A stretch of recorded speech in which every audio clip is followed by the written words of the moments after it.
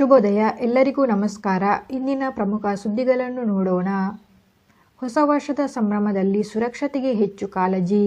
ಸಾಮಾಜಿಕ ಮಾಧ್ಯಮ ಎಕ್ಸ್ನಲ್ಲಿ ಪೋಸ್ಟ್ ಮಾಡಿರುವ ಸಿಎಂ ಸಿದ್ದರಾಮಯ್ಯನವರು, ಹೊಸ ವರ್ಷದ ಸಂಭ್ರಮಾಚರಣೆಯ ಸಂದರ್ಭದಲ್ಲಿ ನಿಮ್ಮ ಸುರಕ್ಷತೆಯನ್ನು ನಾವು ಆದ್ಯತೆಯಾಗಿಟ್ಟುಕೊಂಡಿದ್ದೇವೆ. ಹೀಗಾಗಿ ಹೆಚ್ಚುವರಿ ಗಸ್ತು ವ್ಯವಸ್ಥೆ, ತುರ್ತು ಪ್ರತಿಕ್ರಿಯಾ ಘಟಕ ಹಾಗೂ ಅಗತ್ಯ ಬೆಂಬಲ ವ್ಯವಸ್ಥೆಯೊಂದಿಗೆ ಬೆಂಗಳೂರು ನಗರ ಪೊಲೀಸರು ಸಕಲ ತಯಾರಿ ಮಾಡಿಕೊಂಡಿದ್ದಾರೆ ಎಂದು ತಿಳಿಸಿದ್ದಾರೆ. ಮುಂದಿನ ಸುದ್ದಿ. 2026ರಲ್ಲಿ ವಿದ್ಯಾರ್ಥಿಗಳು ಶಿಕ್ಷಕರಿಗೆ ಸವಲತ್ತುಗಳ ಭರವಸೆ. 2026-27ನೇ ಶೈಕ್ಷಣಿಕ ವರ್ಷದಲ್ಲಿ ಸರ್ಕಾರಿ ಹಾಗೂ ಅನುದಾನಿತ ಪದವಿ ಪೂರ್ವ ಕಾಲೇಜುಗಳು, ಪ್ರಾಥಮಿಕ ಮತ್ತು ಪ್ರೌಢಶಾಲಾ ವಿದ್ಯಾರ್ಥಿಗಳಿಗೆ ಪಠ್ಯಪುಸ್ತಕಗಳನ್ನು ಉಚಿತವಾಗಿ ಸಿಗಲಿದೆ ಎಂದು ಹೇಳಿದ್ದಾರೆ. ಹೀಗಾಗಿ ಪ್ರಥಮ ಮತ್ತು ದ್ವಿತೀಯ ಪಿಯುಸಿಯಲ್ಲಿ ಕಲಿಯುತ್ತಿರುವ ಸುಮಾರು 15 ಲಕ್ಷ ವಿದ್ಯಾರ್ಥಿಗಳಿಗೆ ಇದರ ಪ್ರಯೋಜನವೂ ಸಿಗಲಿರುತ್ತದೆ. ಮುಂದಿನ ಸುದ್ದಿ. 4 ಕಾಂಗ್ರೆಸ್ ಅಭ್ಯರ್ಥಿಗಳಿಗೆ ಮೇಲ್ಮನೆಯ ಟಿಕೆಟ್. ಕಾಂಗ್ರೆಸ್ ವಿಧಾನ ಪರಿಷತ್ತಿನ ಪದವೀಧರ ಮತ್ತು ಶಿಕ್ಷಕರ ಕ್ಷೇತ್ರಗಳಿಗೆ ನಡೆಯಲಿರುವ ಚುನಾವಣೆಗಳಿಗೆ ಕಾಂಗ್ರೆಸ್ ಅಭ್ಯರ್ಥಿಗಳನ್ನು ಘೋಷಿಸಿದೆ. ಇಲ್ಲಿ ಪಶ್ಚಿಮ ಪದವೀಧರ ಕ್ಷೇತ್ರಕ್ಕೆ ಮೋಹನ್ ಲಿಂಬಿರಾಯಿ ಅವರನ್ನು ಅಭ್ಯರ್ಥಿಯನ್ನಾಗಿ ಘೋಷಿಸಿದೆ. ಆಗ್ನೇಯ ಪದವೀಧರ ಕ್ಷೇತ್ರಕ್ಕೆ ಶಶಿ ಹುಲಿಕುಂಟೆಮಠ ಅವರನ್ನು ಅಭ್ಯರ್ಥಿಯಾಗಿ ಘೋಷಿಸಿದೆ. ಈಶಾನ್ಯ ಶಿಕ್ಷಕರ ಕ್ಷೇತ್ರಕ್ಕೆ ಶರಣಪ್ಪ ಮತ್ತೂರ್ ಅವರನ್ನು ಅಭ್ಯರ್ಥಿಯಾಗಿ ಘೋಷಿಸಿದೆ. ಬೆಂಗಳೂರು ಶಿಕ್ಷಕರ ಕ್ಷೇತ್ರಕ್ಕೆ ಪುಟ್ಟಣ್ಣ ಅವರನ್ನು ಅಭ್ಯರ್ಥಿಯಾಗಿ ಘೋಷಿಸಿದೆ. ಇಲ್ಲಿ ಪದವೀಧರ ಮತ್ತು ಶಿಕ್ಷಕರ ಕ್ಷೇತ್ರಕ್ಕೆ ಚುನಾವಣೆಯು 2026ರಂದು ನವೆಂಬರ್ನಲ್ಲಿ ನಡೆಯಲಿದೆ. ಮುಂದಿನ ಸುದ್ದಿ. ಕೋಗಿಲು ಅರ್ಹರಿಗಷ್ಟೇ ಸರ್ಕಾರಿ ಮನೆ. ಬೆಂಗಳೂರು ಉತ್ತರ ನಗರ ಪಾಲಿಕೆಯ ಯಲಹಂಕ ಹೋಬಳಿಯ ಕೋಗಿಲು ಬಂಡೆ ಪ್ರದೇಶದಲ್ಲಿ ಡಿಸೆಂಬರ್ 20ರಂದು ಎಲ್ಲ ಮನೆಗಳನ್ನು ಬೆಂಗಳೂರು ಘನತ್ಯಾಜ್ಯ ನಿರ್ವಹಣೆ ನಿಯಮಿತವು ನೆಲಸಮ ಮಾಡಿತ್ತು. ಯಾಕೆಂದರೆ ಈ ಪ್ರದೇಶ 9 ವರ್ಷಗಳ ಹಿಂದೆ ತ್ಯಾಜ್ಯ ತುಂಬಿಸುವುದಕ್ಕಾಗಿ ಬೆಂಗಳೂರು ಘನತ್ಯಾಜ್ಯ ನಿರ್ವಹಣೆ ನಿಯಮಿತಕ್ಕೆ ಅಂದಿನ ಬಿಬಿಎಂಪಿ ಹಸ್ತಾಂತರಿಸಿತ್ತು. ಆಗ ಇಲ್ಲಿ ಕೆಲವೇ ಮನೆಗಳಿದ್ದವು. ಆನಂತರ ಉತ್ತರ ಪ್ರದೇಶ, ಕೇರಳ, ಪಶ್ಚಿಮ ಬಂಗಾಳ ಮುಂತಾದ ಪ್ರದೇಶಗಳಿಂದ ವಲಸೆ ಬಂದವರೆಲ್ಲ ಇಲ್ಲಿ ನೆಲೆಸಲು ಪ್ರಾರಂಭಿಸಿದರು. ಇಲ್ಲಿ ಇದ್ದ ಮನೆಗಳನ್ನು ನೆಲಸಮಗೊಳಿಸಿ 10 ದಿನಗಳು ಕಳೆದರೂ ಸಂತ್ರಸ್ತರು ಅಲ್ಲೇ ಶೆಡ್ಗಳನ್ನು ಹಾಕಿಕೊಂಡು ಜೀವನ ನಡೆಸುತ್ತಿದ್ದಾರೆ.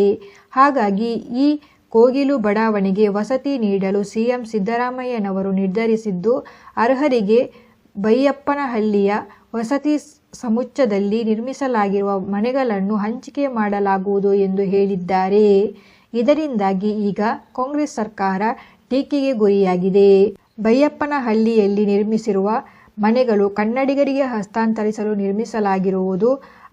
ಇದು ಅಕ್ರಮ ವಲಸಿಗರಿಗೆ ನೀಡುವ ಮೂಲಕ ರಾಜಕೀಯವಾಗಿ ಲಾಭ ಮಾಡಿಕೊಳ್ಳಲಾಗುತ್ತಿದೆ ಎಂದು ಬಿಜೆಪಿ ಮುಖಂಡರು ವಾಗ್ದಾಳಿ ನಡೆಸಿದ್ದಾರೆ. ಮುಂದಿನ ಸುದ್ದಿ. ಮಹೇಶ್ ಶೆಟ್ಟಿ ತಿಮರೋಡಿ ವಿರುದ್ಧ ಬಂಧನ ವಾರಂಟ್.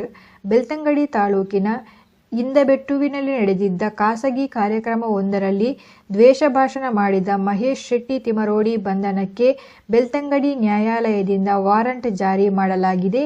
ಹಾಗೆಯೇ ತಿಮರೋಡಿ ವಿರುದ್ಧ ಗಡೀಪಾರು ಆದೇಶವನ್ನು ಪುತ್ತೂರು ಉಪವಿಭಾಗಾಧಿಕಾರಿ ಕೂಡ ಹೊರಡಿಸಿದ್ದಾರೆ. ಮುಂದಿನ ಸುದ್ದಿ. ಮದ್ರಾಸ್ ವಿವಿ ತಿದ್ದುಪಡಿ ಮಸೂದೆ ಹಿಂತಿರುಗಿಸಿದ ರಾಷ್ಟ್ರಪತಿ. ಇಲ್ಲಿ ಮಸೂದೆ ಏನಾಗಿತ್ತು ಅಂದರೆ, ವಿಶ್ವವಿದ್ಯಾಲಯಕ್ಕೆ ಕುಲಪತಿಯನ್ನು ನೇಮಕ ಮಾಡುವ ಅಧಿಕಾರವನ್ನು ರಾಜ್ಯ ಸರ್ಕಾರಕ್ಕೆ ನೀಡುವ ಮಸೂದೆಯಾಗಿತ್ತು. ಈ ಮಸೂದೆಯನ್ನು 2022ರಲ್ಲಿ ಏಪ್ರಿಲ್ನಲ್ಲಿ ವಿಧಾನಸಭೆಯಲ್ಲಿ ಅಂಗೀಕರಿಸಿದ್ದ ರಾಜ್ಯ ಸರ್ಕಾರ ಅಂಕಿತಕ್ಕಾಗಿ ರಾಷ್ಟ್ರಪತಿಗೆ ಕಳುಹಿಸಿತ್ತು.